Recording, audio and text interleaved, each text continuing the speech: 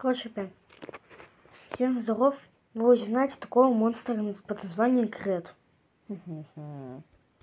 Кстати, я вообще с него прозвал свой канал.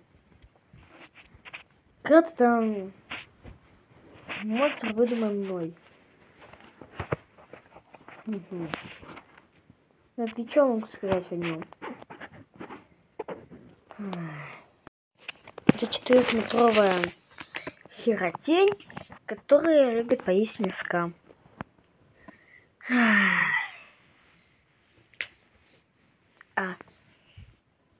Это твоя очень сильная, так что лучше с ним не встречаться.